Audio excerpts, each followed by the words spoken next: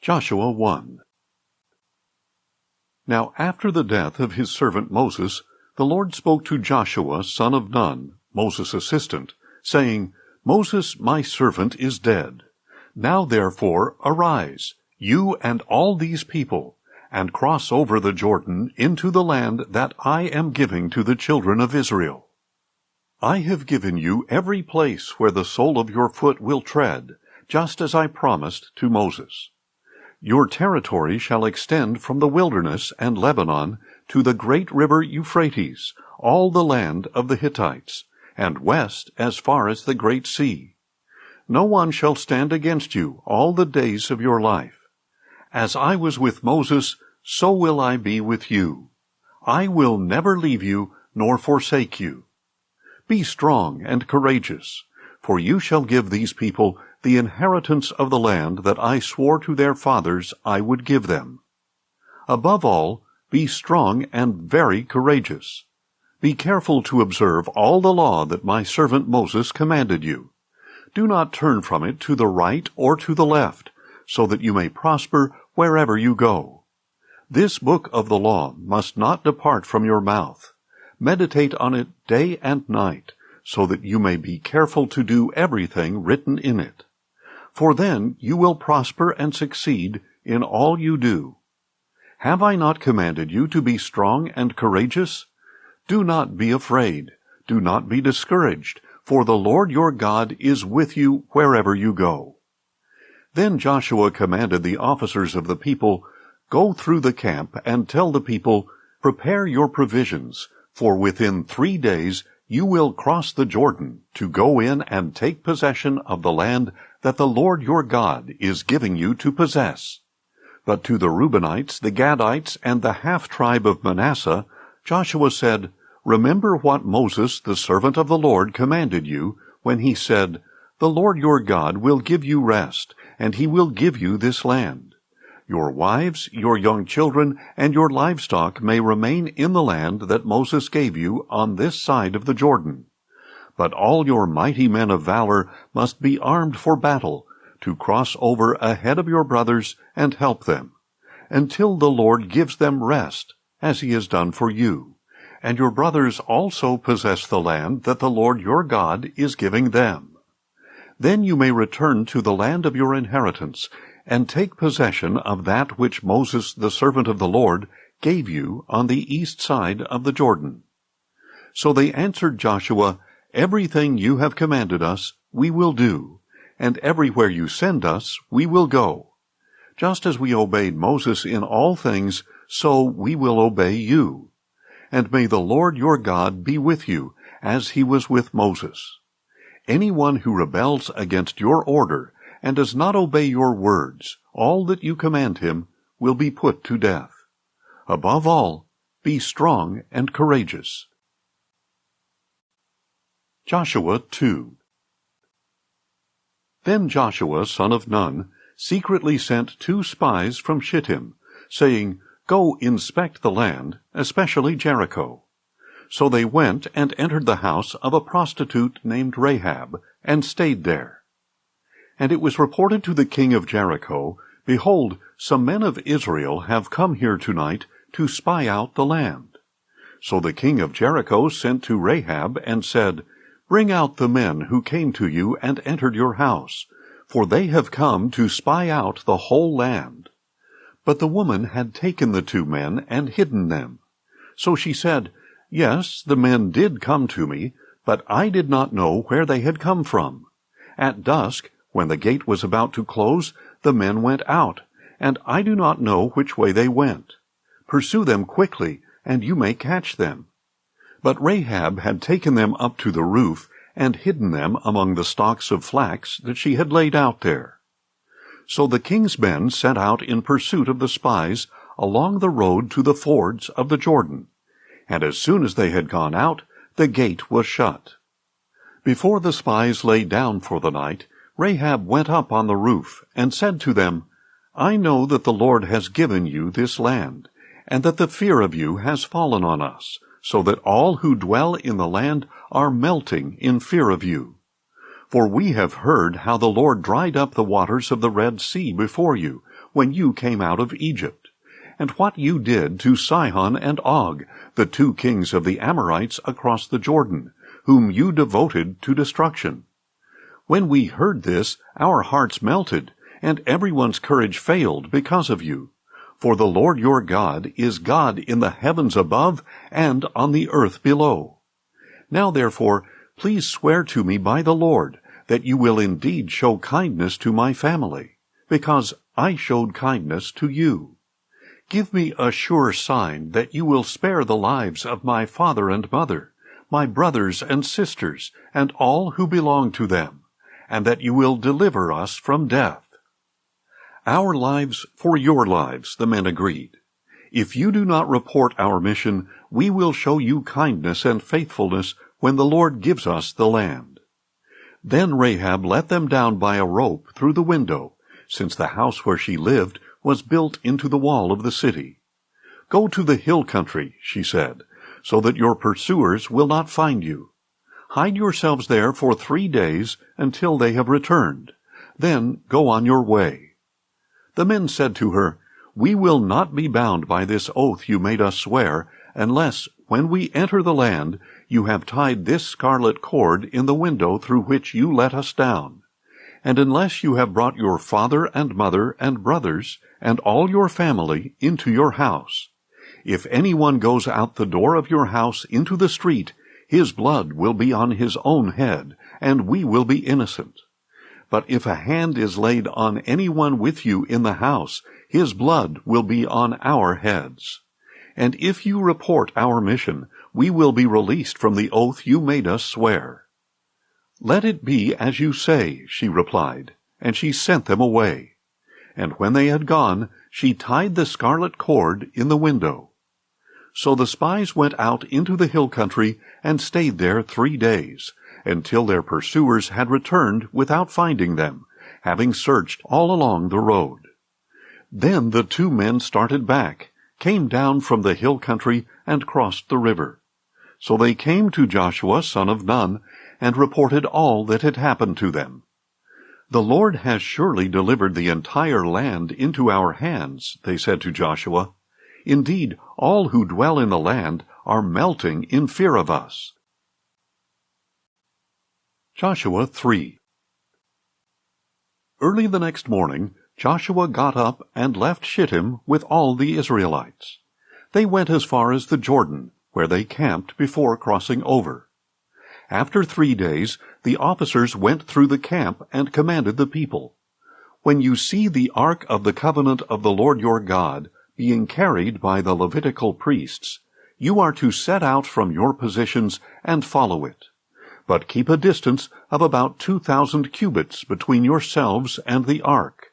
Do not go near it, so that you can see the way to go, since you have never traveled this way before." Then Joshua told the people, "Consecrate yourselves, for tomorrow the Lord will do wonders among you." And he said to the priests, "Take the ark of the covenant and go on ahead of the people." So they carried the ark of the covenant and went ahead of them.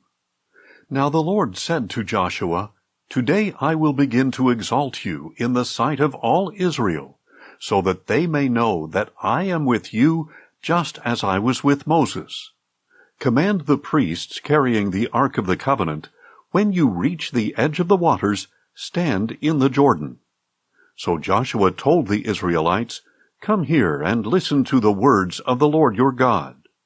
He continued, "This is how you will know that the living God is among you, and that he will surely drive out before you the Canaanites, Hittites, Hivites, Perizzites, Girgashites, Amorites, and Jebusites. Behold, the ark of the covenant of the Lord of all the earth will go ahead of you into the Jordan. Now choose 12 men from the tribes of Israel, 1 from each tribe. When the feet of the priests who carry the ark of the Lord of all the earth, touch down in the waters of the Jordan, its flowing waters will be cut off and will stand up in a heap." So when the people broke camp to cross the Jordan, the priests carried the ark of the covenant ahead of them. Now the Jordan overflows its banks throughout the harvest season. But as soon as the priests carrying the ark reached the Jordan and their feet touched the water's edge, the flowing water stood still. It backed up as far upstream as Adam, a city in the area of Zarethan, while the water flowing toward the sea of the Arabah, the Salt Sea, was completely cut off. So the people crossed over opposite Jericho. The priests carrying the Ark of the Covenant of the Lord stood firm on dry ground in the middle of the Jordan, while all Israel crossed over the dry ground, until the entire nation had crossed the Jordan. Joshua 4. When the whole nation had finished crossing the Jordan, the Lord said to Joshua, "Choose 12 men from among the people, 1 from each tribe, and command them, 'Take up for yourselves 12 stones from the middle of the Jordan, where the priests were standing. Carry them with you, and set them down in the place where you spend the night.' So Joshua summoned the 12 men he had appointed from the Israelites, 1 from each tribe, and said to them, 'Cross over before the ark of the Lord your God into the middle of the Jordan. Each of you is to take a stone upon his shoulder, according to the number of the tribes of Israel, to serve as a sign among you. In the future, when your children ask, 'What do these stones mean to you?' you are to tell them, 'The waters of the Jordan were cut off before the ark of the covenant of the Lord. When it crossed the Jordan, the waters were cut off. Therefore these stones will be a memorial to the Israelites forever.' Thus the Israelites did as Joshua had commanded them. They took up 12 stones from the middle of the Jordan, 1 for each tribe of Israel, just as the Lord had told Joshua. And they carried them to the camp, where they set them down. Joshua also set up 12 stones in the middle of the Jordan, in the place where the priests who carried the Ark of the Covenant stood. And the stones are there to this day. Now the priests who carried the ark remained standing in the middle of the Jordan until the people had completed everything the Lord had commanded Joshua to tell them, just as Moses had directed Joshua. The people hurried across, and after everyone had finished crossing, the priests with the ark of the Lord crossed in the sight of the people. The Reubenites, the Gadites, and the half-tribe of Manasseh crossed over before the Israelites, armed for battle as Moses had instructed them. About 40,000 troops armed for battle crossed over before the Lord into the plains of Jericho.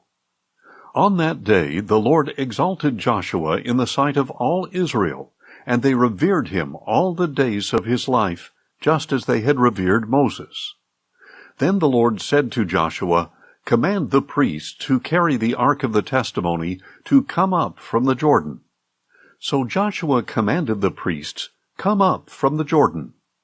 When the priests carrying the ark of the covenant of the Lord came up out of the Jordan, and their feet touched the dry land, the waters of the Jordan returned to their course, and overflowed all the banks as before. On the 10th day of the first month, the people went up from the Jordan and camped at Gilgal on the eastern border of Jericho. And there at Gilgal Joshua set up the 12 stones they had taken from the Jordan. Then Joshua said to the Israelites, "In the future, when your children ask their fathers, 'What is the meaning of these stones?' you are to tell them, 'Israel crossed the Jordan on dry ground.' For the Lord your God dried up the waters of the Jordan before you until you had crossed over, just as he did to the Red Sea, which he dried up before us until we had crossed over. He did this so that all the peoples of the earth may know that the hand of the Lord is mighty, and so that you may always fear the Lord your God." Joshua 5. Now when all the Amorite kings west of the Jordan, and all the Canaanite kings along the coast, heard how the Lord had dried up the waters of the Jordan before the Israelites until they had crossed over, their hearts melted, and their spirits failed for fear of the Israelites. At that time the Lord said to Joshua, "Make flint knives and circumcise the sons of Israel once again."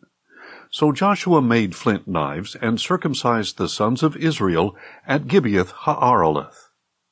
Now this is why Joshua circumcised them. All those who came out of Egypt, all the men of war, had died on the journey in the wilderness after they had left Egypt. Though all who had come out were circumcised, none of those born in the wilderness on the journey from Egypt had been circumcised. For the Israelites had wandered in the wilderness 40 years, until all the nation's men of war who had come out of Egypt had died, since they did not obey the Lord. So the Lord vowed never to let them see the land he had sworn to their fathers to give us, a land flowing with milk and honey. And Joshua raised up their sons in their place, and these were the ones he circumcised. Until this time they were still uncircumcised, since they had not been circumcised along the way. And after all the nation had been circumcised, they stayed there in the camp until they were healed. Then the Lord said to Joshua, "Today I have rolled away the reproach of Egypt from you." So that place has been called Gilgal to this day. On the evening of the 14th day of the month, while the Israelites were camped at Gilgal on the plains of Jericho, they kept the Passover. The day after the Passover, on that very day, they ate unleavened bread and roasted grain from the produce of the land. And the day after they had eaten from the produce of the land, the manna ceased. There was no more manna for the Israelites, so that year they began to eat the crops of the land of Canaan. Now when Joshua was near Jericho, he looked up and saw a man standing in front of him with a drawn sword in his hand. Joshua approached him and asked, "Are you for us or for our enemies?" "Neither," he replied. "I have now come as commander of the Lord's army."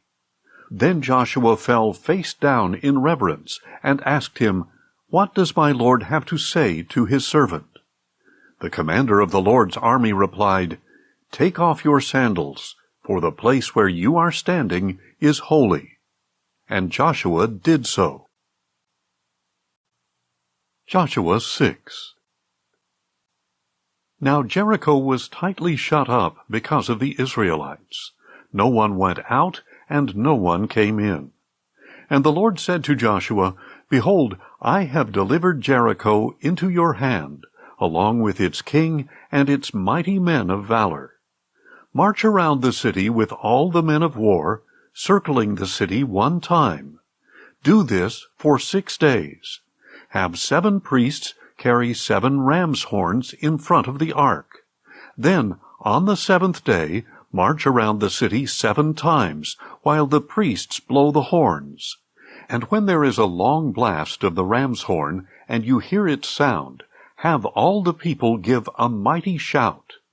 Then the wall of the city will collapse, and all your people will charge straight into the city."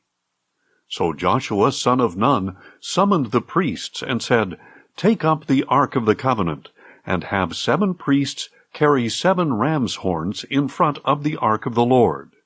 And he told the people, "Advance and march around the city, with the armed troops going ahead of the ark of the Lord." After Joshua had spoken to the people, 7 priests carrying 7 ram's horns before the Lord advanced and blew the horns, and the ark of the covenant of the Lord followed them. While the horns continued to sound, the armed troops marched ahead of the priests who blew the horns, and the rear guard followed the ark. But Joshua had commanded the people, "Do not give a battle cry, or let your voice be heard. Do not let one word come out of your mouth until the day I tell you to shout. Then you are to shout." So he had the ark of the Lord carried around the city, circling it once. And the people returned to the camp and spent the night there. Joshua got up early the next morning, and the priests took the ark of the Lord. And the 7 priests carrying 7 ram's horns kept marching ahead of the ark of the Lord and blowing the horns. The armed troops went in front of them, and the rear guard followed the ark of the Lord, while the horns kept sounding. So on the second day they marched around the city once and returned to the camp. They did this for 6 days. Then, on the 7th day, they got up at dawn and marched around the city 7 times in the same manner. That was the only day they circled the city 7 times. After the 7th time around, the priests blew the horns, and Joshua commanded the people, "Shout, for the Lord has given you the city." Now the city and everything in it must be devoted to the Lord for destruction. Only Rahab the prostitute and all those with her in her house will live, because she hid the spies we sent. But keep away from the things devoted to destruction, lest you yourself be set apart for destruction. If you take any of these, you will set apart the camp of Israel for destruction, and bring disaster upon it. For all the silver and gold, and all the articles of bronze and iron, are holy to the Lord. They must go into his treasury. So when the ram's horn sounded, the people shouted. When they heard the blast of the horn, the people gave a great shout, and the wall collapsed. Then all the people charged straight into the city and captured it. At the edge of the sword, they devoted to destruction everything in the city, man and woman, young and old, oxen, sheep, and donkeys. Meanwhile, Joshua told the 2 men who had spied out the land, "Go into the house of the prostitute, and bring out the woman and all who are with her, just as you promised her." So the young spies went in and brought out Rahab, her father and mother and brothers, and all who belonged to her. They brought out her whole family, and settled them outside the camp of Israel. Then the Israelites burned up the city and everything in it. However, they put the silver and gold and articles of bronze and iron into the treasury of the Lord's house. And Joshua spared Rahab the prostitute with her father's household and all who belonged to her, because she hid the men Joshua had sent to spy out Jericho. So she has lived among the Israelites to this day. At that time Joshua invoked this solemn oath: "Cursed before the Lord is the man who rises up and rebuilds this city Jericho. At the cost of his firstborn he will lay its foundations. At the cost of his youngest he will set up its gates." So the Lord was with Joshua, and his fame spread throughout the land. Joshua 7. The Israelites, however, acted unfaithfully regarding the things devoted to destruction. Achan, son of Carmi, the son of Zabdi, the son of Zerah, of the tribe of Judah, took some of what was set apart. So the anger of the Lord burned against the Israelites. Meanwhile, Joshua sent men from Jericho to Ai, which is near Beth-aven, to the east of Bethel, and told them, "Go up and spy out the land." So the men went up and spied out Ai. On returning to Joshua, they reported, "There is no need to send all the people. 2,000 or 3,000 men are enough to go up and attack Ai. Since the people of Ai are so few, you need not wear out all our people there." So about 3,000 men went up, but they fled before the men of Ai.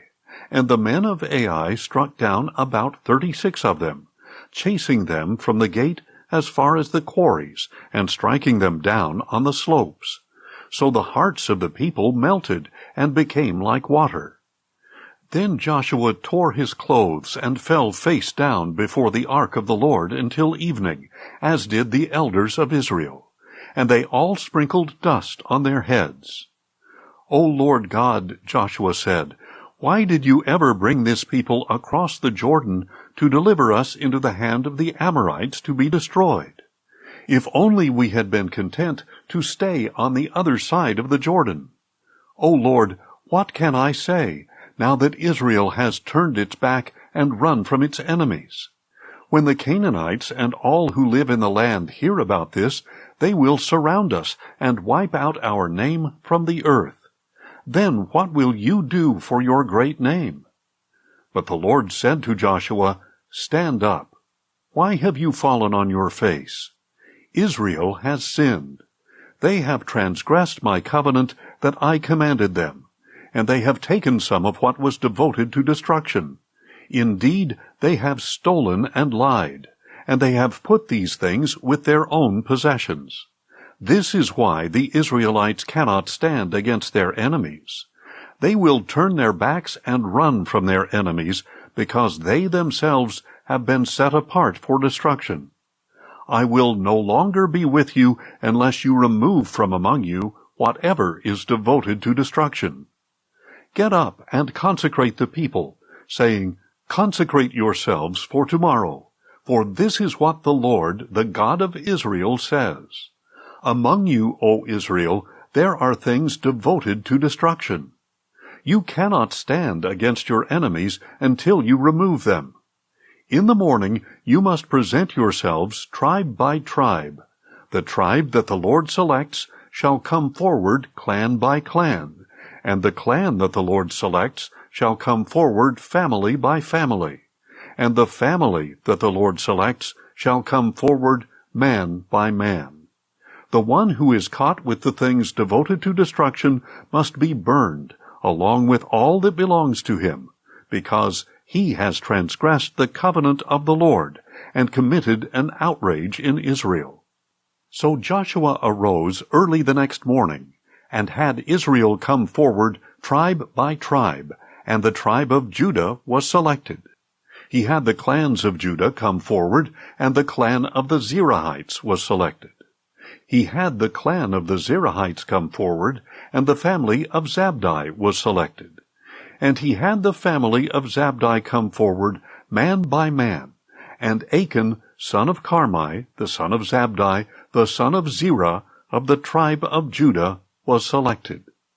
So Joshua said to Achan, My son, give glory to the Lord, the God of Israel, and make a confession to him. I urge you to tell me what you have done. Do not hide it from me. It is true, Achan replied. I have sinned against the Lord, the God of Israel. This is what I did. When I saw among the spoils a beautiful cloak from Shinar, 200 shekels of silver, and a bar of gold weighing 50 shekels, I coveted them and took them. They are hidden in the ground inside my tent, with the silver underneath. So Joshua sent messengers who ran to the tent, and there it all was, hidden in his tent, with the silver underneath. They took the things from inside the tent, brought them to Joshua and all the Israelites, and spread them out before the Lord.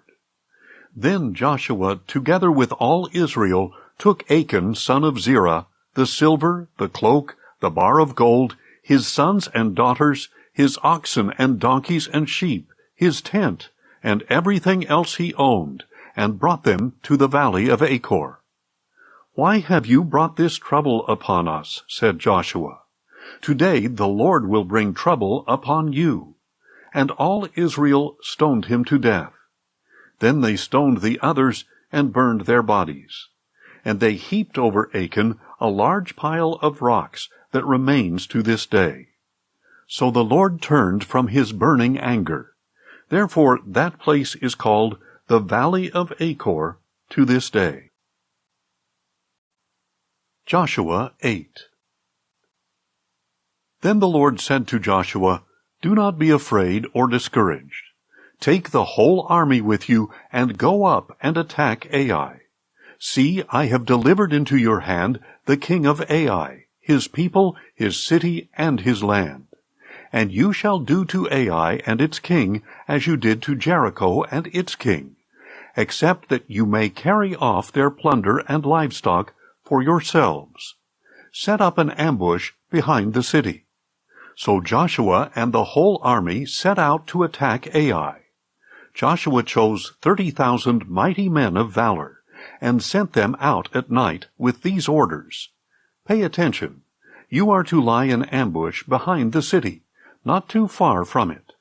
All of you must be ready. Then I and all the troops with me will advance on the city. When they come out against us, as they did the first time, we will flee from them. They will pursue us until we have drawn them away from the city, for they will say, 'The Israelites are running away from us as they did before.'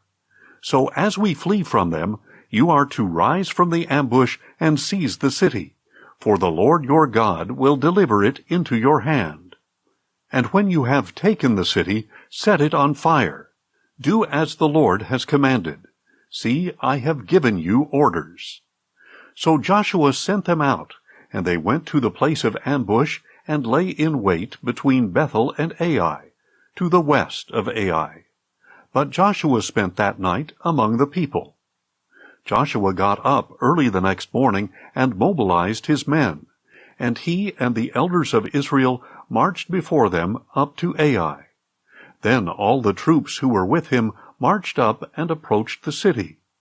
They arrived in front of Ai and camped to the north of it, with the valley between them and the city.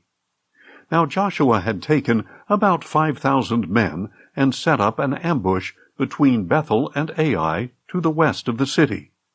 So the forces were stationed with the main camp to the north of the city and the rear guard to the west of the city. And that night Joshua went into the valley. When the king of Ai saw the Israelites, he hurried out early in the morning with the men of the city to engage them in battle at an appointed place overlooking the Arabah. But he did not know that an ambush had been set up against him behind the city. Joshua and all Israel let themselves be beaten back before them, and they fled toward the wilderness. Then all the men of Ai were summoned to pursue them, and they followed Joshua and were drawn away from the city. Not a man was left in Ai or Bethel who did not go out after Israel, leaving the city wide open while they pursued Israel. Then the Lord said to Joshua, "Hold out your battle lance toward Ai, for into your hand I will deliver the city."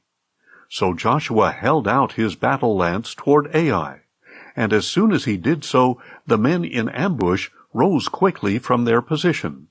They rushed forward, entered the city, captured it, and immediately set it on fire. When the men of Ai turned and looked back, the smoke of the city was rising into the sky. They could not escape in any direction, and the troops who had fled to the wilderness now became the pursuers. When Joshua and all Israel saw that the men in ambush had captured the city, and that smoke was rising from it, they turned around and struck down the men of Ai. Meanwhile, those in the ambush came out of the city against them, and the men of Ai were trapped between the Israelite forces on both sides. So Israel struck them down until no survivor or fugitive remained. But they took the king of Ai alive and brought him to Joshua. When Israel had finished killing all the men of Ai who had pursued them into the field and wilderness, and when every last one of them had fallen by the sword, all the Israelites returned to Ai and put it to the sword as well. A total of 12,000 men and women fell that day, all the people of Ai. Joshua did not draw back the hand that held his battle lance until he had devoted to destruction all who lived in Ai. Israel took for themselves only the cattle and plunder of that city, as the Lord had commanded Joshua. So Joshua burned Ai and made it a permanent heap of ruins, a desolation to this day. He hung the king of Ai on a tree until evening, and at sunset Joshua commanded that they take down the body from the tree and throw it down at the entrance of the city gate. And over it they raised a large pile of rocks, which remains to this day. At that time Joshua built an altar on Mount Ebal to the Lord, the God of Israel, just as Moses, the servant of the Lord, had commanded the Israelites.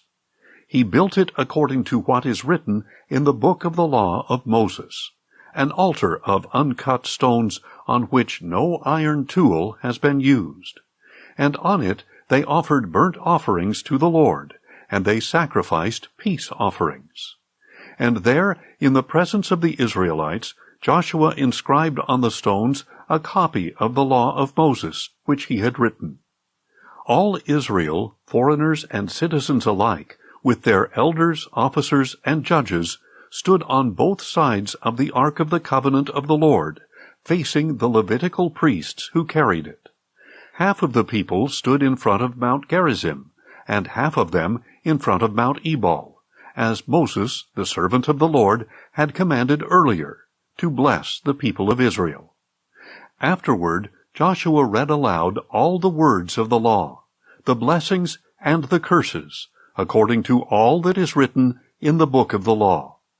There was not a word of all that Moses had commanded that Joshua failed to read before the whole assembly of Israel, including the women, the little ones, and the foreigners who lived among them. Joshua 9. Now when news of this reached all the kings west of the Jordan, those in the hill country, the foothills, and all along the coast of the great sea toward Lebanon, the Hittites, Amorites, Canaanites, Perizzites, Hivites, and Jebusites, they came together to wage war against Joshua and Israel. But the people of Gibeon, having heard what Joshua had done to Jericho and Ai, acted deceptively, and set out as envoys, carrying on their donkeys worn-out sacks and old wineskins, cracked and mended. They put worn, patched sandals on their feet, and threadbare clothing on their bodies, and their whole supply of bread was dry and moldy. They went to Joshua in the camp at Gilgal, and said to him and the men of Israel, "We have come from a distant land. Please make a treaty with us." But the men of Israel said to the Hivites, "Perhaps you dwell near us. How can we make a treaty with you?" "We are your servants," they said to Joshua. Then Joshua asked them, "Who are you, and where have you come from?" "Your servants have come from a very distant land," they replied, "because of the fame of the Lord your God. For we have heard the reports about him, all that he did in Egypt, and all that he did to the 2 kings of the Amorites beyond the Jordan, Sihon king of Heshbon, and Og king of Bashan, who reigned in Ashtaroth. So the elders and inhabitants of our land told us, 'Take provisions for your journey, go to meet them, and say to them, "We are your servants. Please make a treaty with us." This bread of ours was warm when we packed it at home on the day we left to come to you. But take a look, it is now dry and moldy. These wineskins were new when we filled them, but look, they are cracked. And these clothes and sandals are worn out from our very long journey." Then the men of Israel sampled their provisions, but did not seek the counsel of the Lord. And Joshua made a treaty of peace with them to let them live, and the leaders of the congregation swore an oath to them. 3 days after they had made the treaty with the Gibeonites, the Israelites learned that they were neighbors, living among them. So the Israelites set out, and on the 3rd day arrived at their cities, Gibeon, Kephirah, Beeroth, and Kiriath-Jearim. But the Israelites did not attack them, because the leaders of the congregation had sworn an oath to them by the Lord, the God of Israel. And the whole congregation grumbled against the leaders. All the leaders answered, "We have sworn an oath to them by the Lord, the God of Israel, and now we cannot touch them. This is how we will treat them.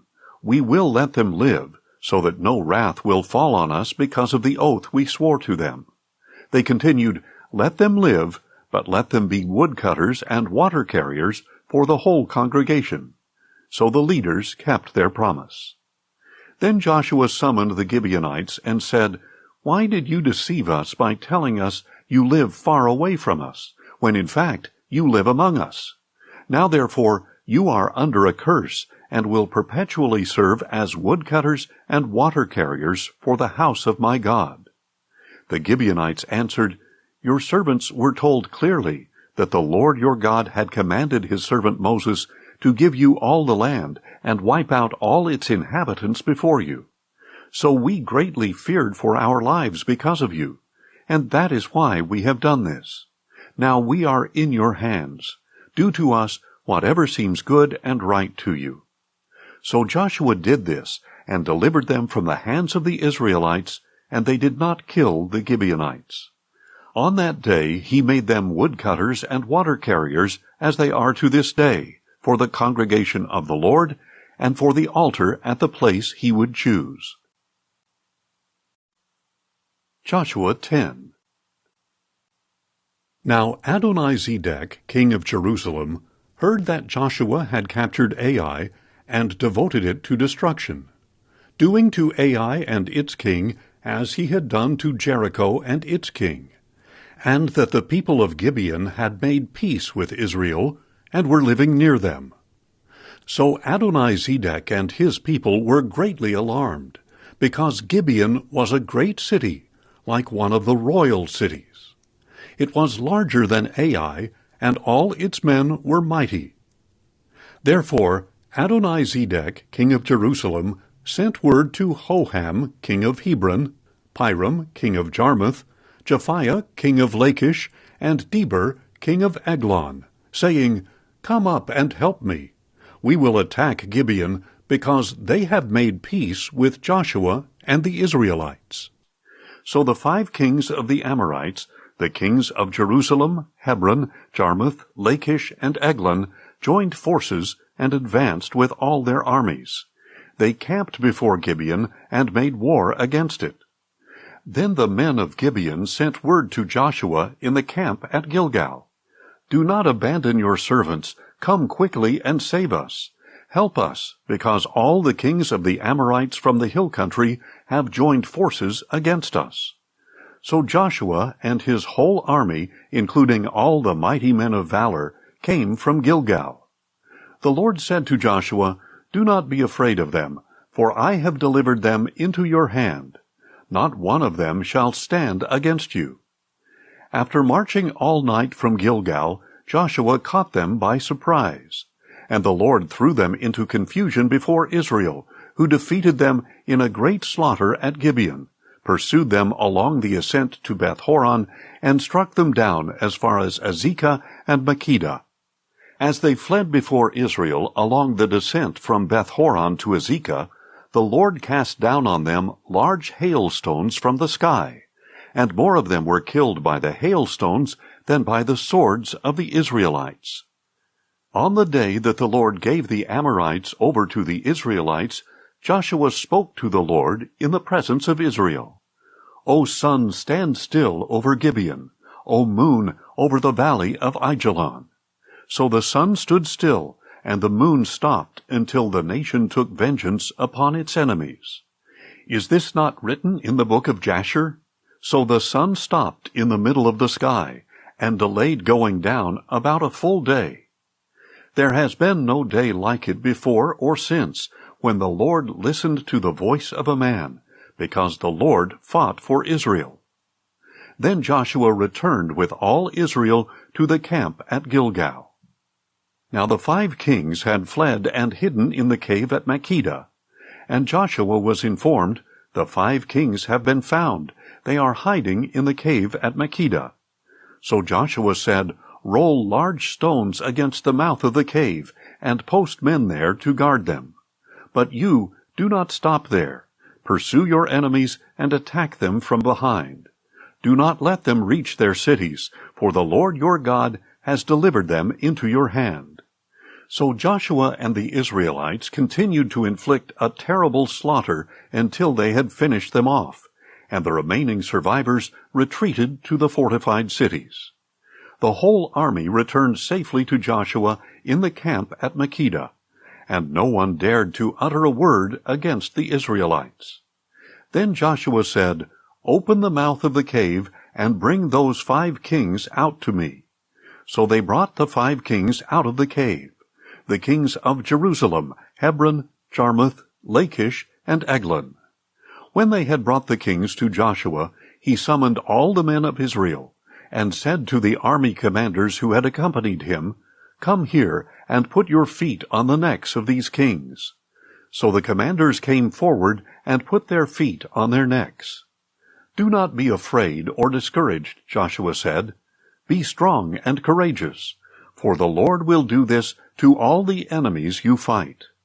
After this, Joshua struck down and killed the kings, and he hung their bodies on 5 trees, and left them there until evening. At sunset, Joshua ordered that they be taken down from the trees and thrown into the cave in which they had hidden. Then large stones were placed against the mouth of the cave, and the stones are there to this day. On that day Joshua captured Makkedah and put it to the sword, along with its king. He devoted to destruction everyone in the city, leaving no survivors.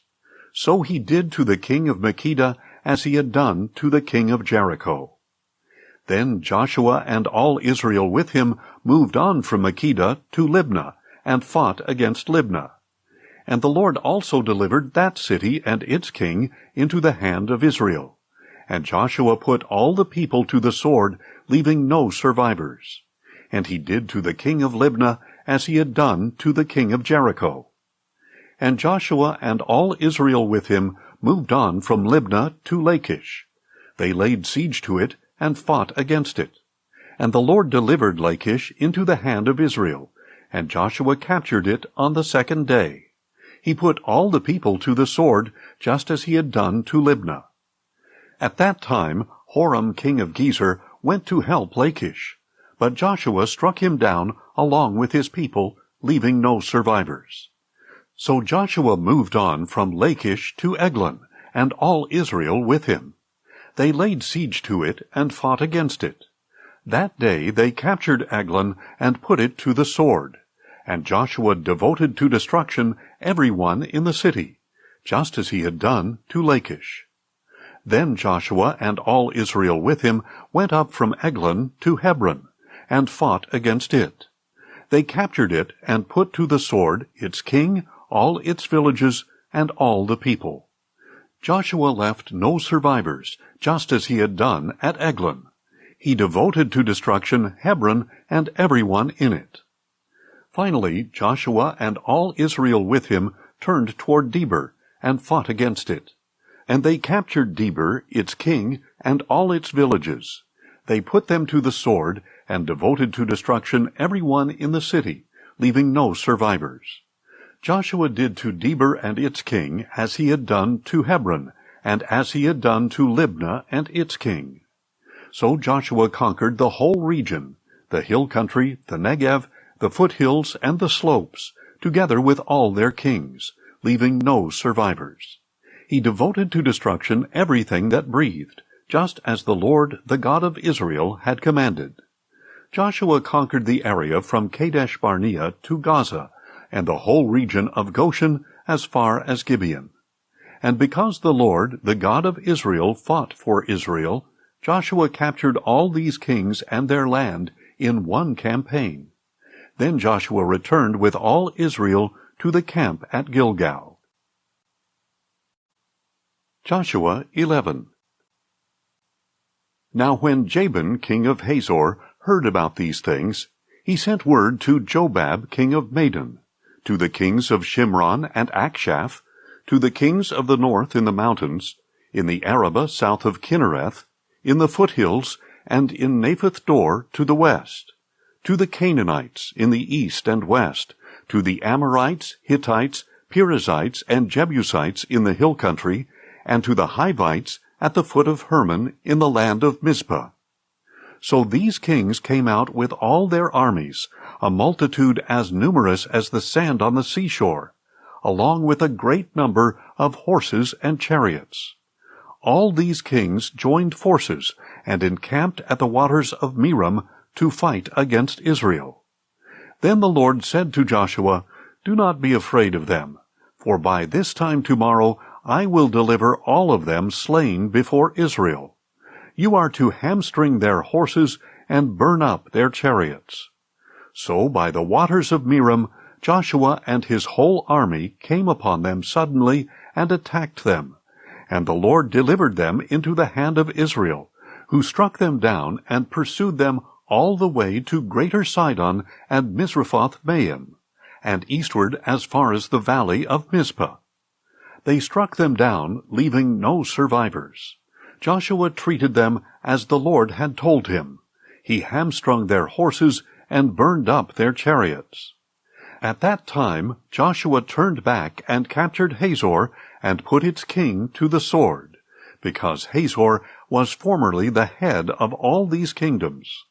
The Israelites put everyone in Hazor to the sword, devoting them to destruction. Nothing that breathed remained, and Joshua burned down Hazor itself. Joshua captured all these kings and their cities and put them to the sword. He devoted them to destruction as Moses the Lord's servant had commanded. Yet Israel did not burn any of the cities built on their mounds, except Hazor, which Joshua burned. The Israelites took for themselves all the plunder and livestock of these cities, but they put all the people to the sword until they had completely destroyed them, not sparing anyone who breathed. As the Lord had commanded his servant Moses, so Moses commanded Joshua. That is what Joshua did, leaving nothing undone of all that the Lord had commanded Moses. So Joshua took this entire region, the hill country, all the Negev, all the land of Goshen, the western foothills, the Arabah, and the mountains of Israel and their foothills, from Mount Halak, which rises toward Seir, as far as Baal Gad in the valley of Lebanon, at the foot of Mount Hermon. He captured all their kings and struck them down, putting them to death. Joshua waged war against all these kings for a long period of time. No city made peace with the Israelites except the Hivites living in Gibeon. All others were taken in battle. For it was of the Lord to harden their hearts to engage Israel in battle, so that they would be set apart for destruction and would receive no mercy, being annihilated as the Lord had commanded Moses. At that time Joshua proceeded to eliminate the Anakim from the hill country of Hebron, Debir, and Anab, and from all the hill country of Judah and of Israel. Joshua devoted them to destruction along with their cities. No Anakim were left in the land of the Israelites. Only in Gaza, Gath, and Ashdod did any survive. So Joshua took the entire land, in keeping with all that the Lord had spoken to Moses. And Joshua gave it as an inheritance to Israel, according to the allotments to their tribes. Then the land had rest from war. Joshua 12. Now these are the kings of the land whom the Israelites struck down, and whose lands they took beyond the Jordan to the east, from the Arnon valley to Mount Hermon, including all the Arabah eastward. Sihon, king of the Amorites, who lived in Heshbon. He ruled from Aroer on the rim of the Arnon valley, along the middle of the valley, up to the Jabbok river, the border of the Ammonites, that is, half of Gilead, as well as the Arabah east of the Sea of Kinnereth to the Sea of the Arabah, the Salt Sea, eastward through Beth Jeshimoth, and southward below the slopes of Pisgah. And Og, king of Bashan, one of the remnant of the Rephaim, who lived in Ashtaroth and Edrei. He ruled over Mount Hermon, Salekah, all of Bashan up to the border of the Geshurites and Maacathites, and half of Gilead to the border of Sihon, king of Heshbon. Moses, the servant of the Lord, and the Israelites had struck them down and given their land as an inheritance to the Reubenites, the Gadites, and the half-tribe of Manasseh.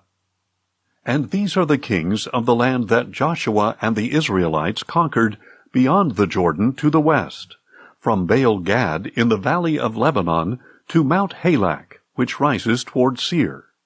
According to the allotments to the tribes of Israel, Joshua gave them as an inheritance the hill country, the foothills, the Arabah, the slopes, the wilderness, and the Negev, the lands of the Hittites, Amorites, Canaanites, Perizzites, Hivites, and Jebusites. The king of Jericho, 1. The king of Ai, which is near Bethel, 1. The king of Jerusalem, 1.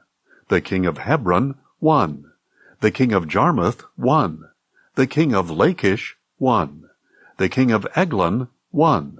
The king of Gezer, 1. The king of Debir, 1. The king of Geder, 1. The king of Hormah, 1. The king of Arad, 1. The king of Libnah, 1. The king of Adullam, 1. The king of Makkedah, 1. The king of Bethel, 1. The king of Tappuah, 1. The king of Hepher, 1.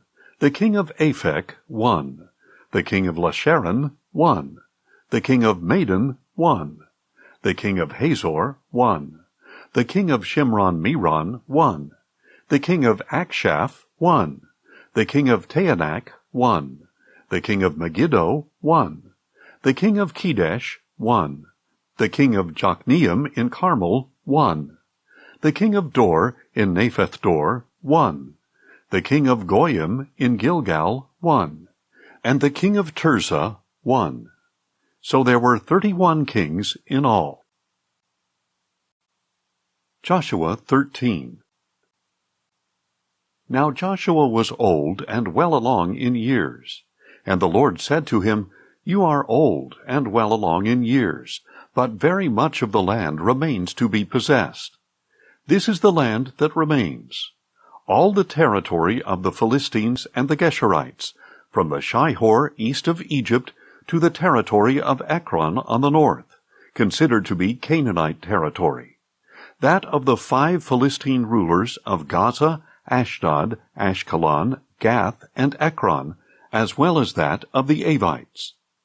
To the south, all the land of the Canaanites, from Mearah of the Sidonians to Aphek, as far as the border of the Amorites. The land of the Gebalites, and all Lebanon to the east, from Baal-Gad below Mount Hermon to Lebo-Hamath. All the inhabitants of the hill country, from Lebanon to Misrephoth-Maim, all the Sidonians, I myself will drive out before the Israelites. Be sure to divide it by lot, as an inheritance to Israel, as I have commanded you. Now therefore divide this land as an inheritance to the 9 tribes and the half-tribe of Manasseh. The other half of Manasseh, along with the Reubenites and Gadites, had received the inheritance Moses had given them beyond the Jordan to the east, just as Moses, the servant of the Lord, had assigned to them. The area from Aroer on the rim of the Arnon Valley, along with the city in the middle of the valley, the whole plateau of Medeba as far as Dibon, and all the cities of Sihon, king of the Amorites, who reigned in Heshbon, as far as the border of the Ammonites. Also Gilead and the territory of the Geshurites and Maacathites, all of Mount Hermon, and all Bashan as far as Salekah, the whole kingdom of Og in Bashan, who had reigned in Ashtaroth and Edrei, and had remained as a remnant of the Rephaim. Moses had struck them down and dispossessed them, but the Israelites did not drive out the Geshurites or the Maacathites. So Gesher and Maacath dwell among the Israelites to this day. To the tribe of Levi, however, Moses had given no inheritance. The offerings made by fire to the Lord, the God of Israel, are their inheritance, just as he had promised them.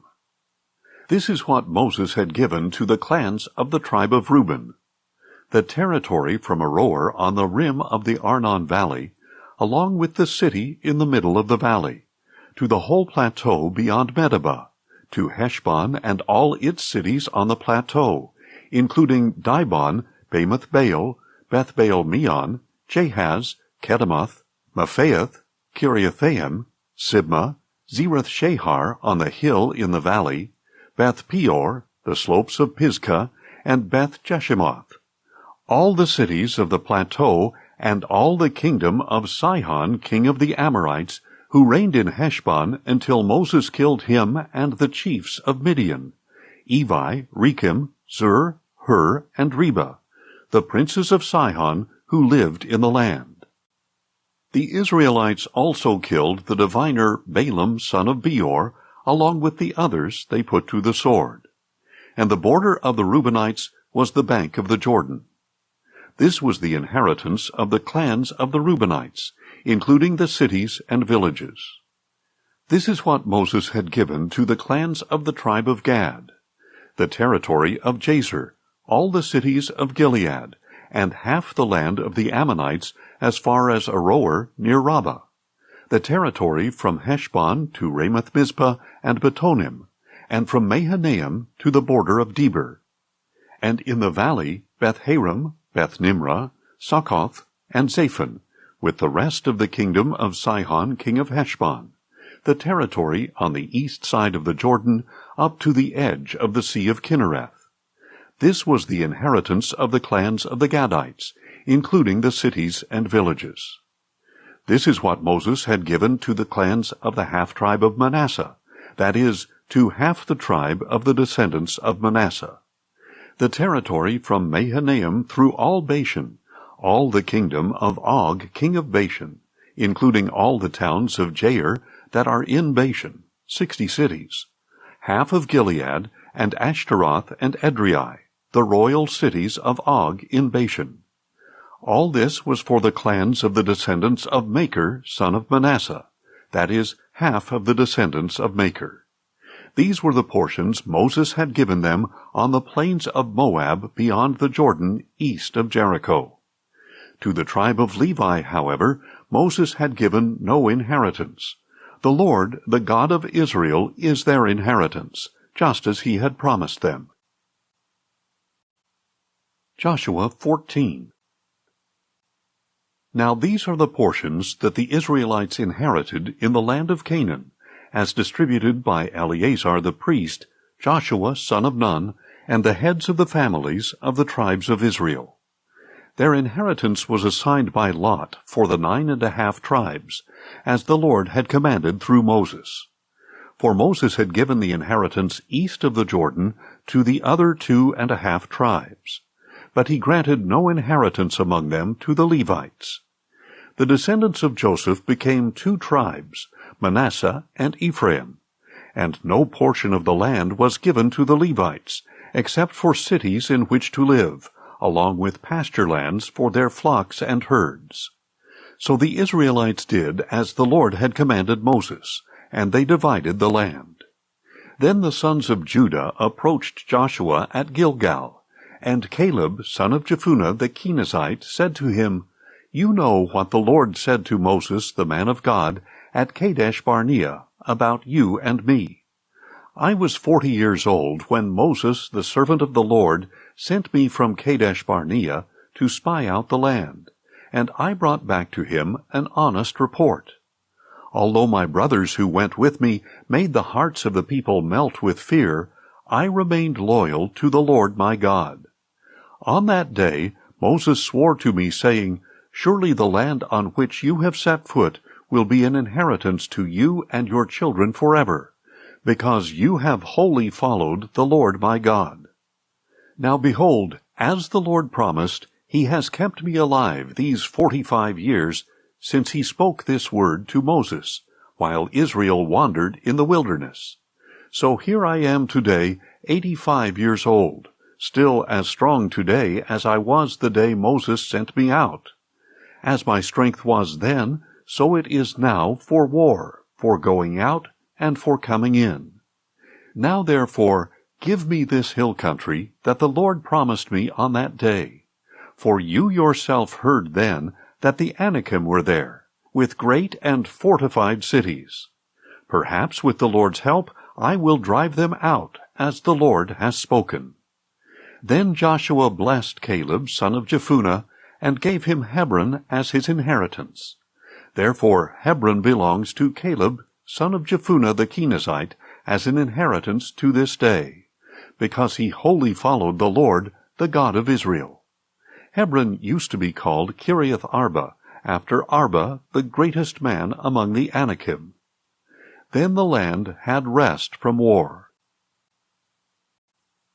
Joshua 15. Now the allotment for the clans of the tribe of Judah extended to the border of Edom, to the wilderness of Zin at the extreme southern boundary. Their southern border started at the bay on the southern tip of the Salt Sea, proceeded south of the ascent of Akrabim, continued on to Zin, went over to the south of Kadesh Barnea, ran past Hezron up to Adar, and curved toward Karka. It proceeded to Asmon, joined the brook of Egypt, and ended at the sea. This was their southern border. The eastern border was the Salt Sea, as far as the mouth of the Jordan. The northern border started from the bay of the sea at the mouth of the Jordan, went up to Beth Hogla, proceeded north of Beth Araba, and went up to the stone of Bohan, son of Reuben. Then the border went up to Debir from the valley of Achor, turning north to Gilgal, which faces the ascent of Adummim south of the ravine. It continued along the waters of En-Shemesh and came out at Enrogel. From there the border went up the valley of Hinnom along the southern slope of the Jebusites, that is, Jerusalem, and ascended to the top of the hill that faces the valley of Hinnom on the west, at the northern end of the valley of Rephaim. From the hilltop the border curved to the spring of the waters of Nephtoah, proceeded to the cities of Mount Ephron, and then bent around toward Baalah, that is, Kiriath-Jearim. The border curled westward from Baalah to Mount Seir, ran along the northern slope of Mount Jearim, that is, Kesalon, went down to Beth-Shemesh, and crossed to Timnah. Then it went out to the northern slope of Ekron, curved toward Shikkeron, proceeded to Mount Baalah, went on to Jabneel, and ended at the sea. And the western border was the coastline of the great sea. These are the boundaries around the clans of the descendants of Judah. According to the Lord's command to him, Joshua gave Caleb, son of Jephunneh, a portion among the sons of Judah, Kiriath Arba, that is, Hebron. Arba was the forefather of Anak. And Caleb drove out from there the 3 sons of Anak, the descendants of Sheshai, Ahiman, and Talmai, the children of Anak. From there he marched against the inhabitants of Debir, formerly known as Kiriath-Sepher. And Caleb said, "To the man who strikes down Kiriath-Sepher and captures it, I will give my daughter Achsah in marriage." So Othniel, son of Caleb's brother Kenaz, captured the city, and Caleb gave his daughter Achsah to him in marriage. One day Achsah came to Othniel and urged him to ask her father for a field. When she got off her donkey, Caleb asked her, "What do you desire?" "Give me a blessing," she answered. "Since you have given me land in the Negev, give me springs of water as well." So Caleb gave her both the upper and lower springs. This is the inheritance of the clans of the tribe of Judah. These were the southernmost cities of the tribe of Judah in the Negev toward the border of Edom: Kabzeel, Eder, Jagur, Kinah, Dimonah, Adadah, Kedesh, Hazor, Ithnan, Ziph, Telem, Bealoth, Hazor Hadattah, Kiriath Hezron, that is, Hazor, Amam, Shema, Moladah, Hazar Gaddah, Heshmon, Beth Pelet, Hazar Shual, Beersheba, Biziothila, Baalah, Ayim, Ezem, Etolad, Kisil, Hormah, Ziklag, Madmanah, Sansannah, Lebaoth, Shilhim, Ain, and Rimmon, 29 cities in all, along with their villages.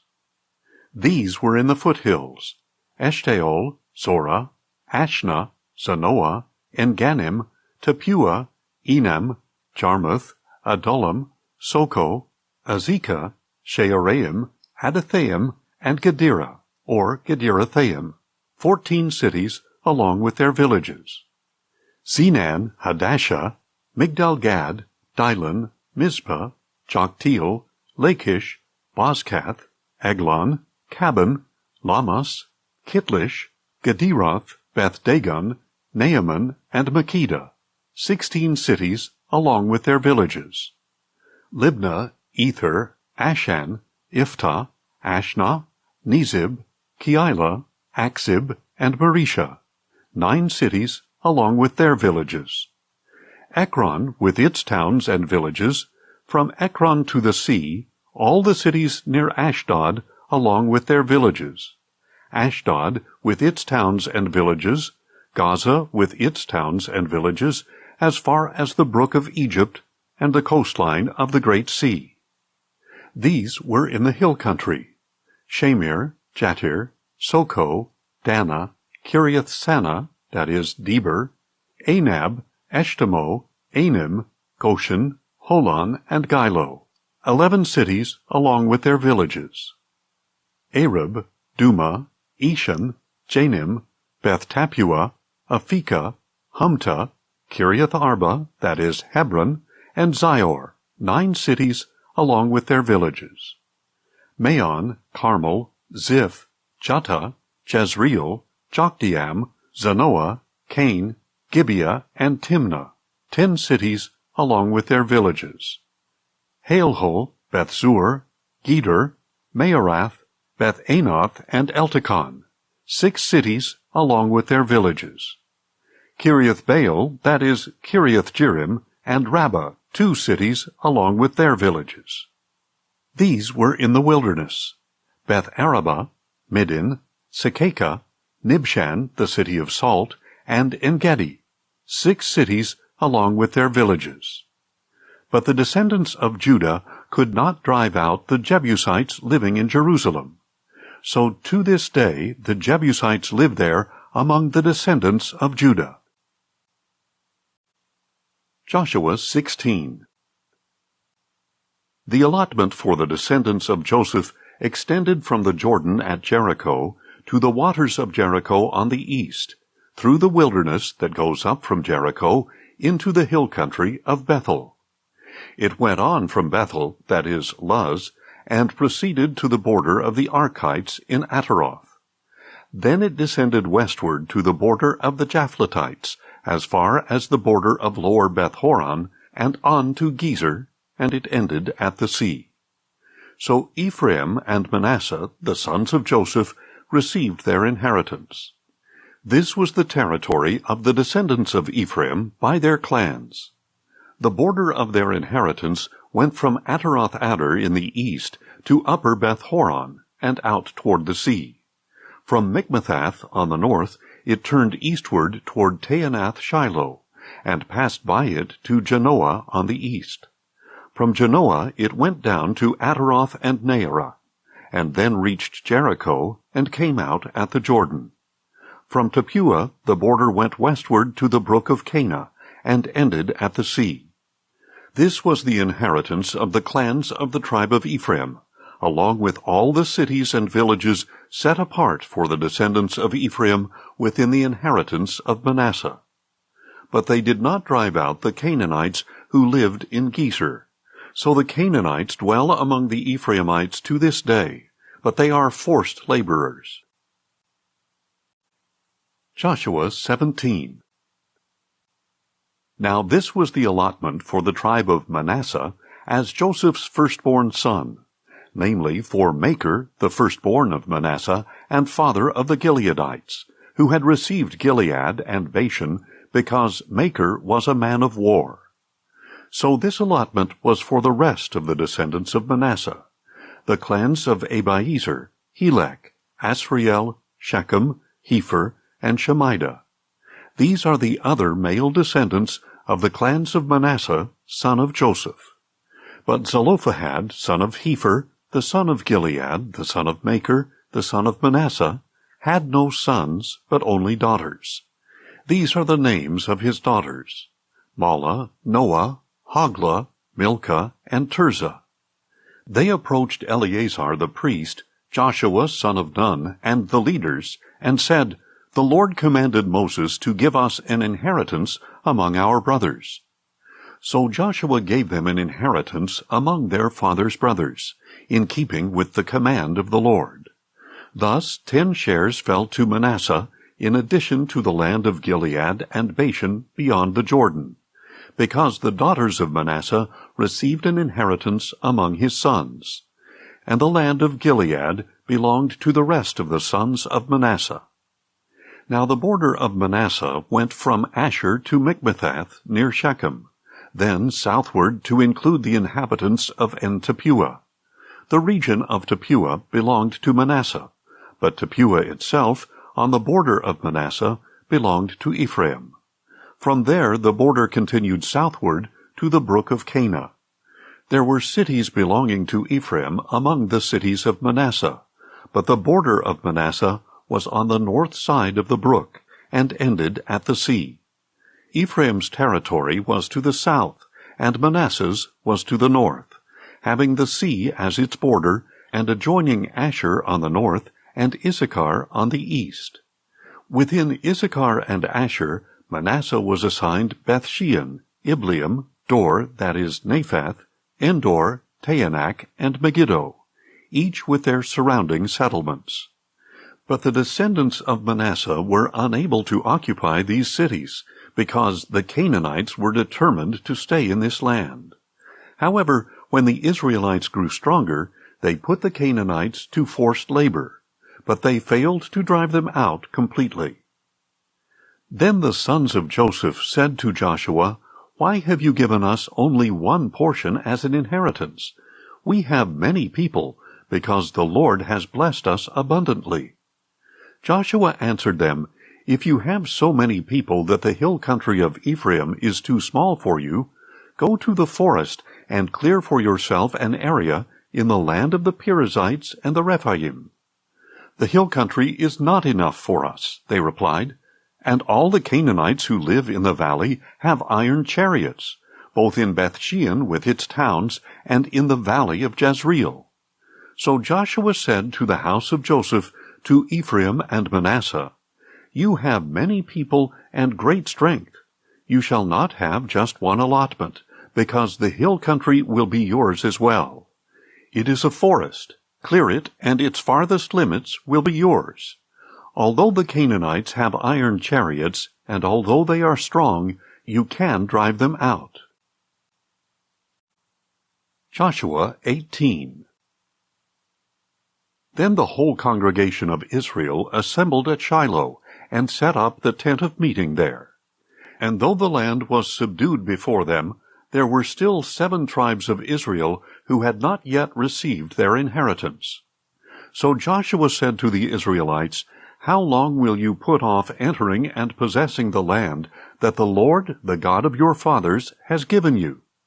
Appoint 3 men from each tribe, and I will send them out to survey the land and map it out, according to the inheritance of each. Then they will return to me and divide the land into 7 portions. Judah shall remain in their territory in the south, and the house of Joseph shall remain in their territory in the north. When you have mapped out the 7 portions of land and brought it to me, I will cast lots for you here in the presence of the Lord our God. The Levites, however, have no portion among you, because their inheritance is the priesthood of the Lord. And Gad, Reuben, and half the tribe of Manasseh have already received the inheritance that Moses, the servant of the Lord, gave them beyond the Jordan to the east." As the men got up to go out, Joshua commanded them to map out the land, saying, "Go and survey the land, map it out, and return to me. Then I will cast lots for you here in Shiloh in the presence of the Lord." So the men departed and went throughout the land, mapping it city by city into 7 portions. Then they returned with the document to Joshua at the camp in Shiloh. And Joshua cast lots for them in the presence of the Lord at Shiloh, where he distributed the land to the Israelites according to their divisions. The first lot came up for the clans of the tribe of Benjamin. Their allotted territory lay between the tribes of Judah and Joseph. On the north side, their border began at the Jordan, went up past the northern slope of Jericho, headed west through the hill country, and came out at the wilderness of Bethaven. From there, the border crossed over to the southern slope of Luz, that is, Bethel, and went down to Ataroth-Adar on the hill south of Lower Beth-horon. On the west side, the border curved southward from the hill facing Beth-horon on the south, and came out at Kiriath-Baal, that is, Kiriath-Jearim, a city of the sons of Judah. This was the western side. On the south side, the border began at the outskirts of Kiriath-Jearim, and extended westward to the spring at the waters of Nephtoah. Then it went down to the foot of the hill that faces the valley of Hinnom, at the northern end of the valley of Rephaim, and ran down the valley of Hinnom toward the southern slope of the Jebusites, and downward to Enrogel. From there it curved northward and proceeded to Enshemesh, and on to Galiloth, facing the ascent of Adummim, and continued down to the stone of Bohan, son of Reuben. Then it went on to the northern slope of Beth Arabah, and went down into the valley. The border continued to the northern slope of Beth Hoglah, and came out at the northern bay of the Salt Sea, at the mouth of the Jordan. This was the southern border. On the east side the border was the Jordan. These were the borders around the inheritance of the clans of the tribe of Benjamin.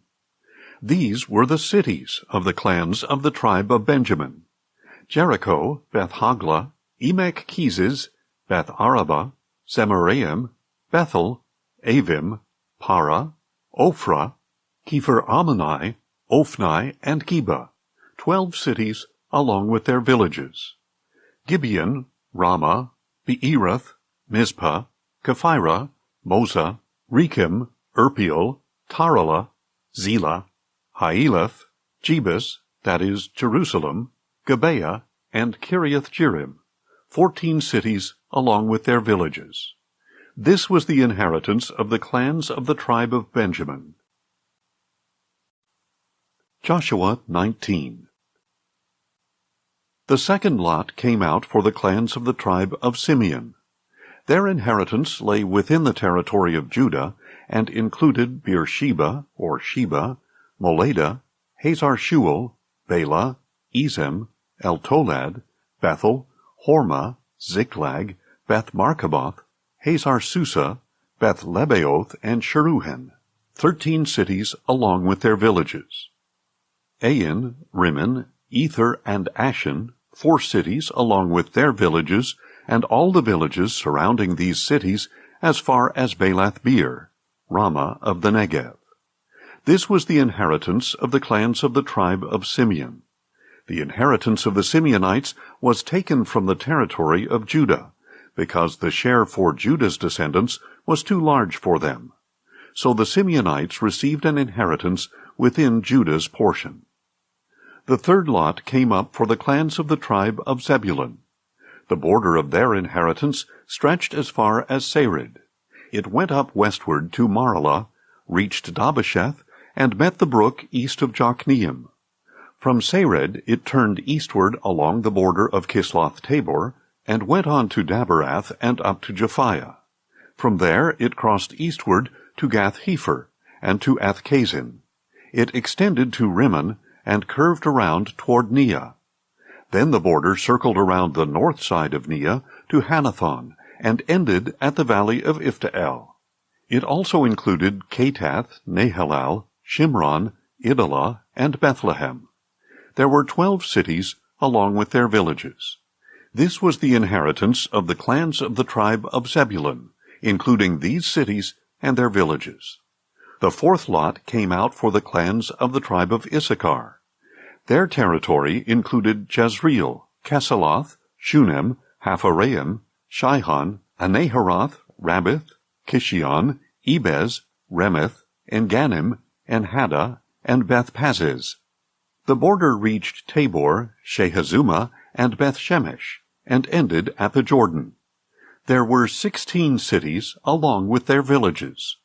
This was the inheritance of the clans of the tribe of Issachar, including these cities and their villages. The fifth lot came out for the clans of the tribe of Asher. Their territory included Helkath, Halai, Beton, Akshaph, Elimelech, Amad, and Mishal. On the west the border touched Carmel and Shihor-Libnath, then turned eastward toward Beth-Dagon, touched Zebulun and the valley of Ifta-el, and went north to Beth-Emek and Naail, passing Cable on the left. It went on to Ebron, Rehob, Hammon, and Cana, as far as Greater Sidon. The border then turned back toward Ramah, as far as the fortified city of Tyre, turned toward Hosa, and came out at the sea, in the region of Aksib, Ummah, Aphek, and Rehob. There were 22 cities along with their villages. This was the inheritance of the clans of the tribe of Asher, including these cities and their villages. The sixth lot came out for the clans of the tribe of Naphtali. Their border started at Heleph and the great tree of Zaananim, passing Adami-Nekeb and Jabneel as far as Lakum and ending at the Jordan. Then the border turned westward to Asnoth-Tabor and ran from there to Hukkok, touching Zebulun on the south side, Asher on the west, and Judah at the Jordan on the east. The fortified cities were Ziddim, Zur, Hamath, Rakkath, Kinnereth, Adamah, Ramah, Hazor, Kedesh, Edrei, and Hazor, Iron, Migdal-El, Horem, Beth-Anath, and Beth-Shemesh.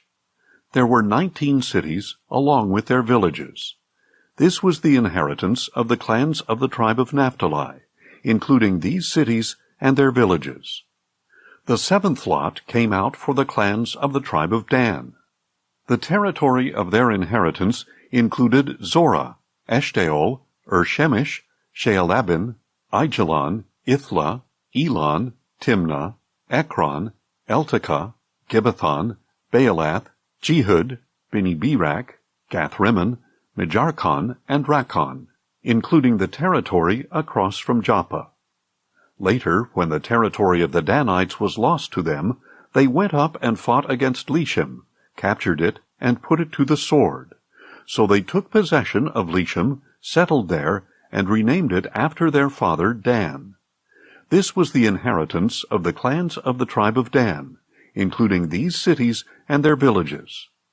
When they had finished distributing the land into its territories, the Israelites gave Joshua son of Nun an inheritance among them, as the Lord had commanded. They gave him the city of Timnath-Serah, in the hill country of Ephraim, as he requested. He rebuilt the city and settled in it.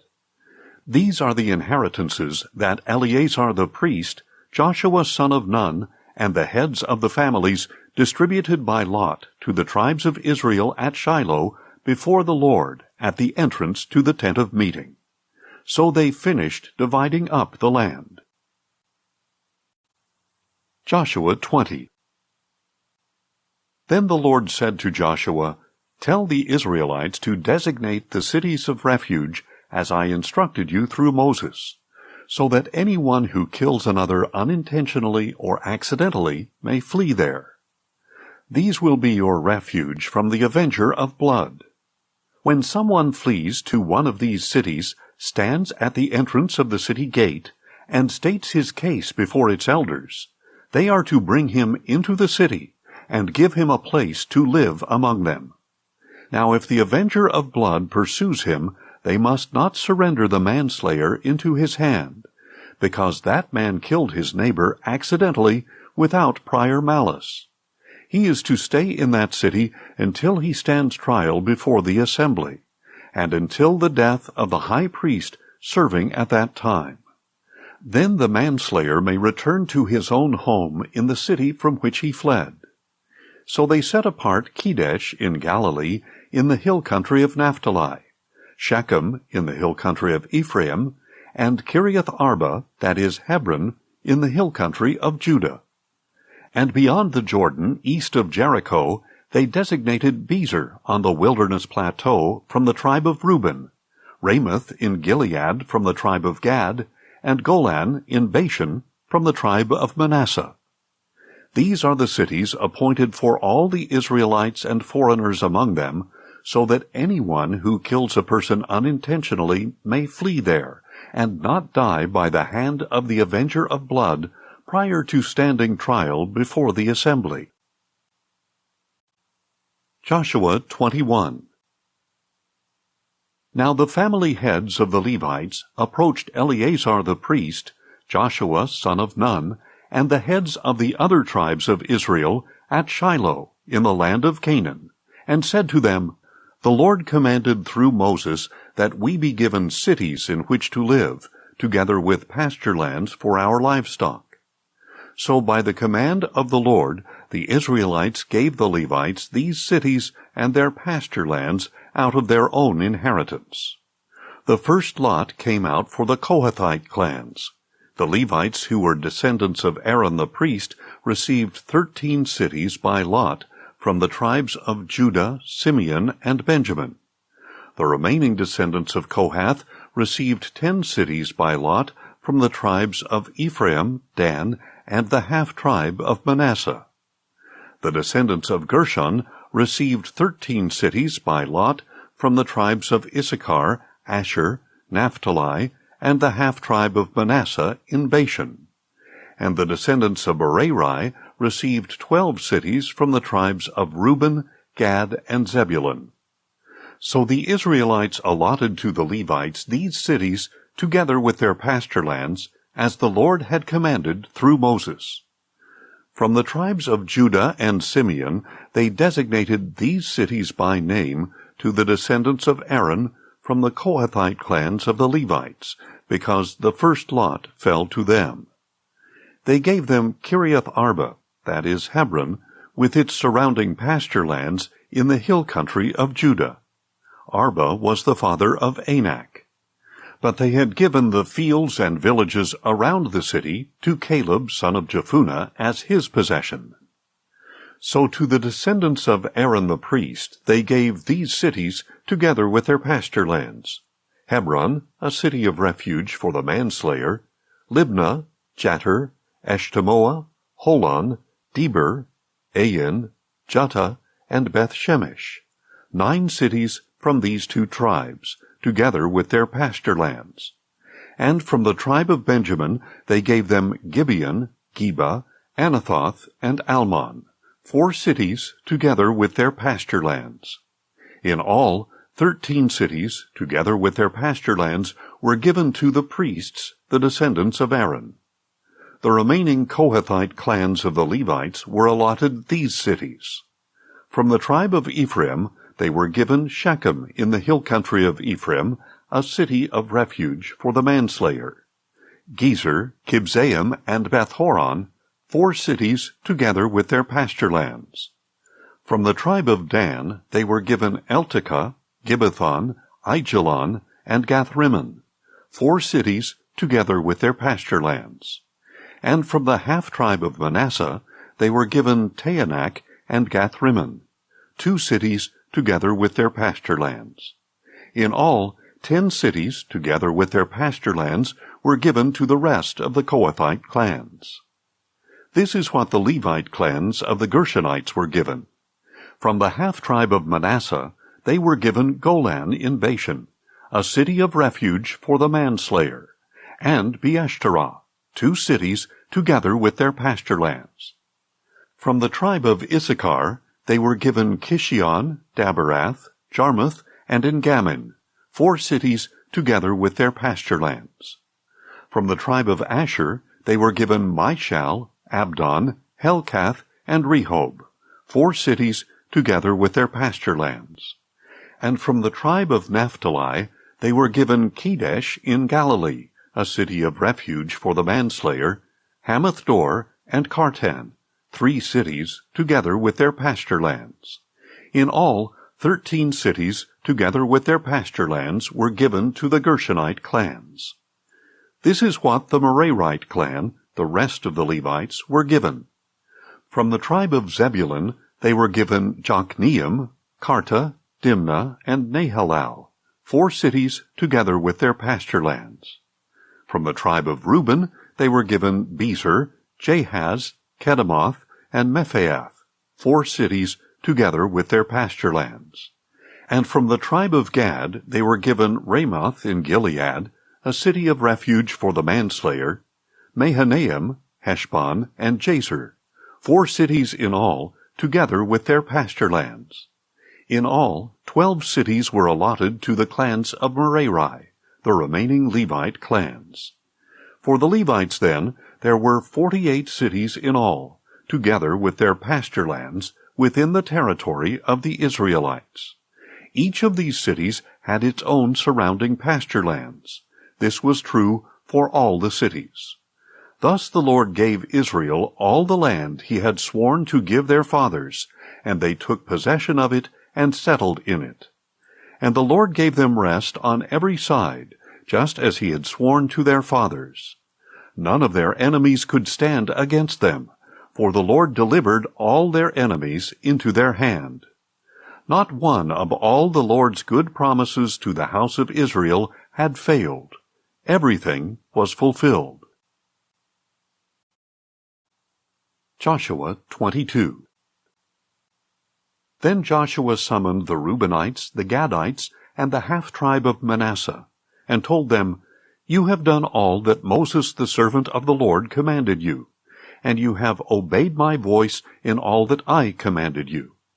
All this time you have not deserted your brothers up to this very day, but have kept the charge given you by the Lord your God. And now that the Lord your God has given your brothers rest as he promised them, you may return to your homes in the land that Moses the servant of the Lord gave you across the Jordan. But be very careful to observe the commandment and the law that Moses the servant of the Lord gave you, to love the Lord your God, to walk in all his ways, to keep his commandments, to hold fast to him, and to serve him with all your heart and with all your soul." So Joshua blessed them and sent them on their way, and they went to their homes.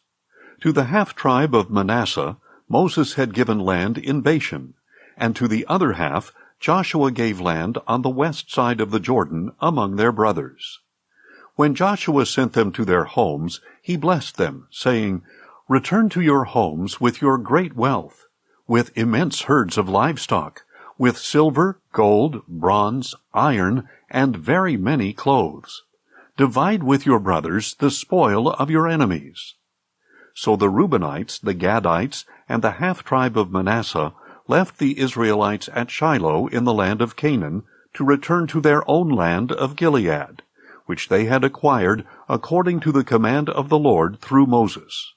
And when they came to Goliloth near the Jordan in the land of Canaan, the Reubenites, the Gadites, and the half-tribe of Manasseh built an imposing altar there by the Jordan. Then the Israelites received the report, "Behold, the Reubenites, the Gadites, and the half-tribe of Manasseh have built an altar on the border of the land of Canaan, at Goliloth near the Jordan on the Israelite side." And when they heard this, the whole congregation of Israel assembled at Shiloh to go to war against them. The Israelites sent Phinehas, son of Eleazar the priest, to the land of Gilead, to the Reubenites, the Gadites, and the half-tribe of Manasseh. With him they sent 10 chiefs, one family leader from each tribe of Israel, each the head of a family among the clans of Israel. They went to the Reubenites, the Gadites, and the half-tribe of Manasseh in the land of Gilead, and said to them, "This is what the whole congregation of the Lord says. What is this breach of faith you have committed today against the God of Israel, by turning away from the Lord and building for yourselves an altar, that you might rebel against the Lord this day? Was not the sin of Peor enough for us, from which we have not cleansed ourselves to this day? It even brought a plague upon the congregation of the Lord. And now would you turn away from the Lord? If you rebel today against the Lord, tomorrow he will be angry with the whole congregation of Israel.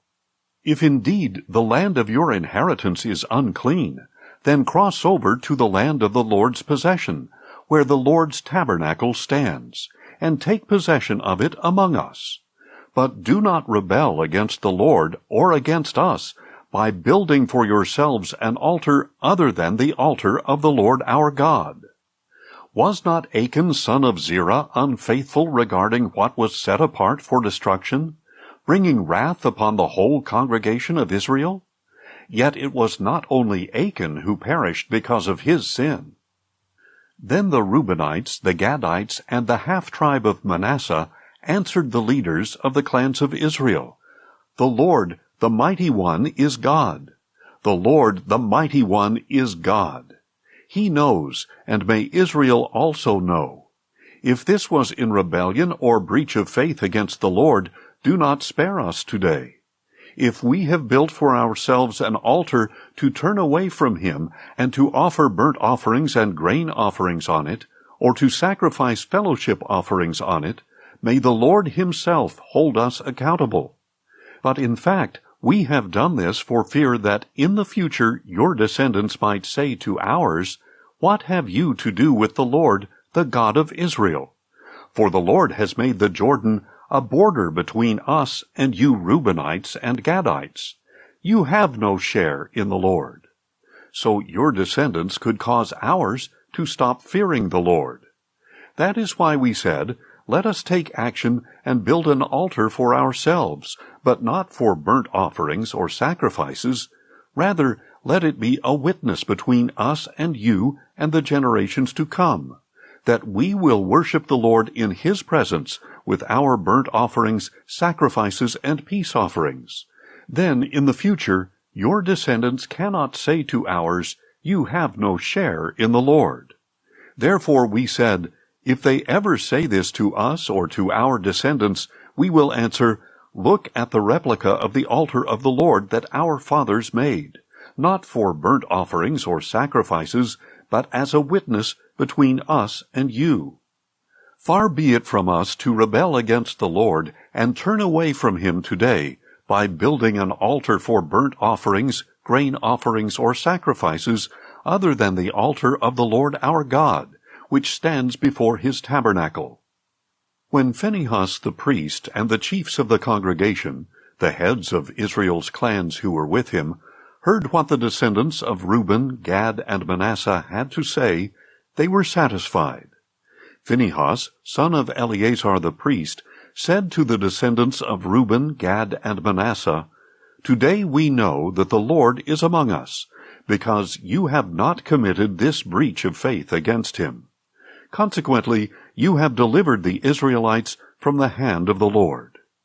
Then Phinehas, son of Eleazar the priest, together with the other leaders, returned to the Israelites in the land of Canaan, and brought back a report regarding the Reubenites and Gadites in the land of Gilead.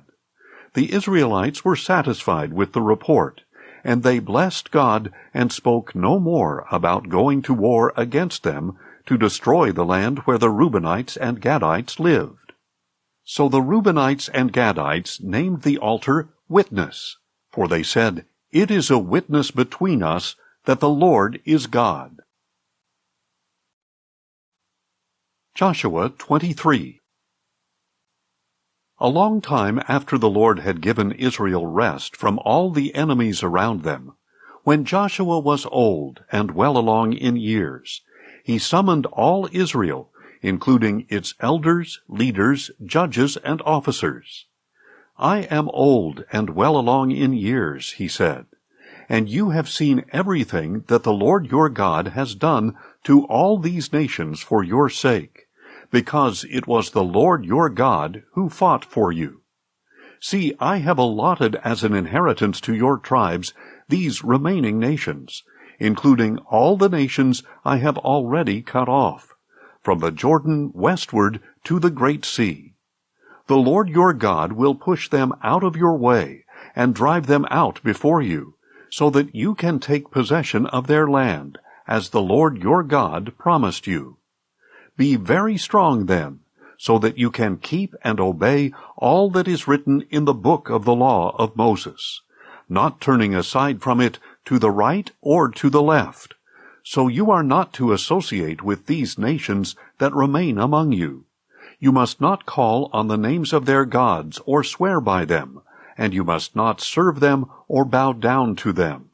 Instead, you shall hold fast to the Lord your God, as you have done to this day. The Lord has driven out great and powerful nations before you, and to this day no one can stand against you. One of you can put 1,000 to flight, because the Lord your God fights for you, just as he promised. Therefore, watch yourselves carefully, that you love the Lord your God. For if you turn away and cling to the rest of these nations that remain among you, and if you intermarry and associate with them, know for sure that the Lord your God will no longer drive out these nations before you. Instead, they will become for you a snare and a trap, a scourge in your sides and thorns in your eyes, until you perish from this good land that the Lord your God has given you. Now behold, today I am going the way of all the earth, and you know with all your heart and soul that not one of the good promises the Lord your God made to you has failed. Everything was fulfilled for you. Not one promise has failed.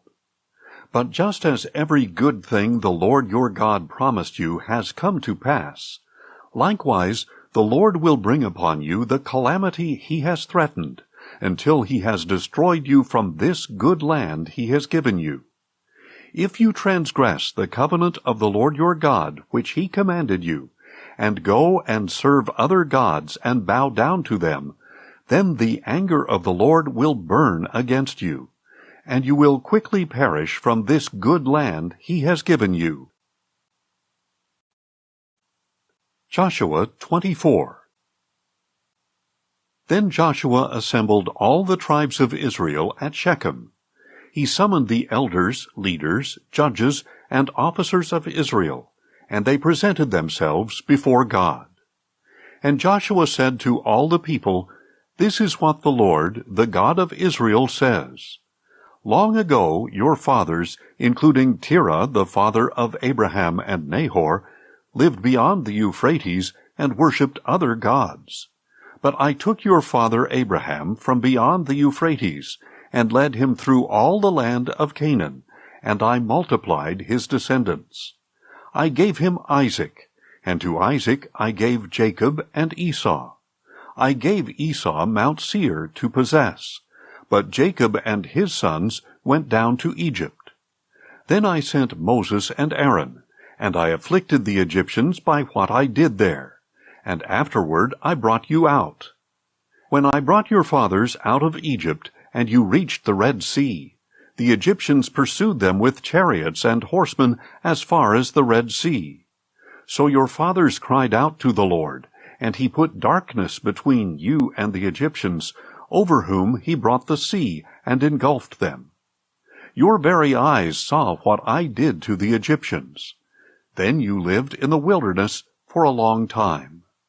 Later I brought you to the land of the Amorites, who lived beyond the Jordan. They fought against you, but I delivered them into your hand, that you should possess their land when I destroyed them before you.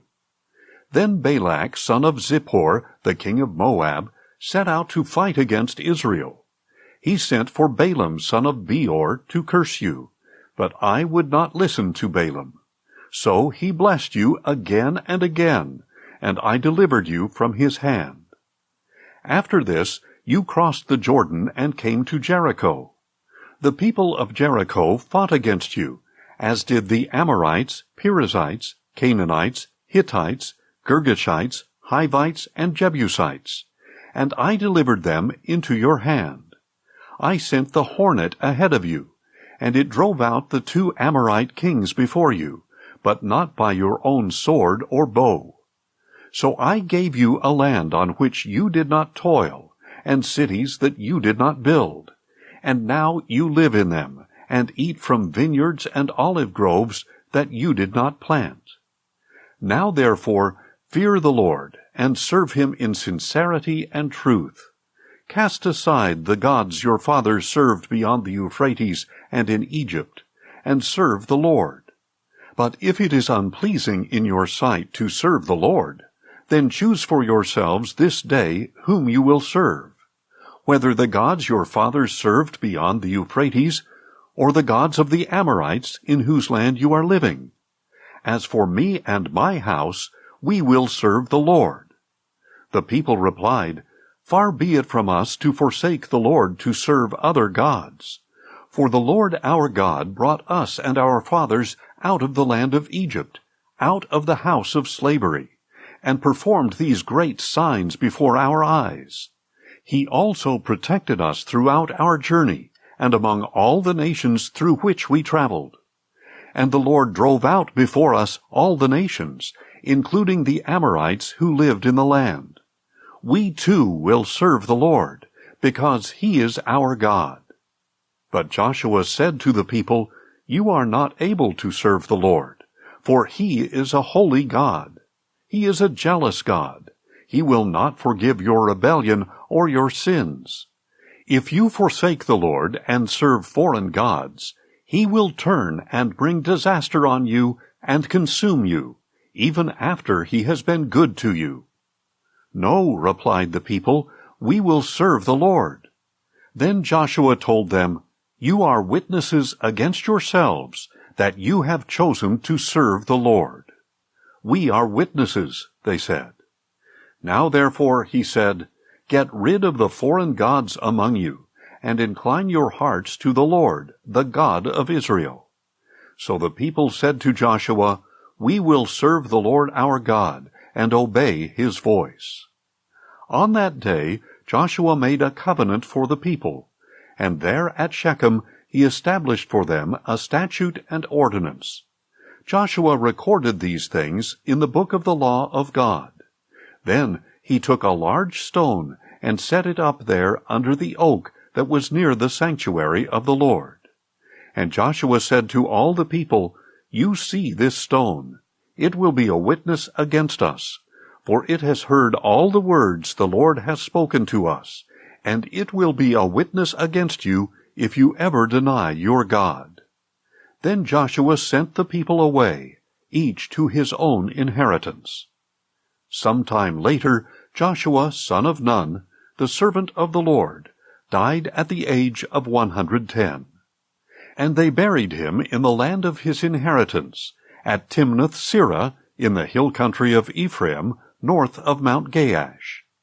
Israel had served the Lord throughout the days of Joshua and of the elders who outlived him, and who had experienced all the works that the Lord had done for Israel.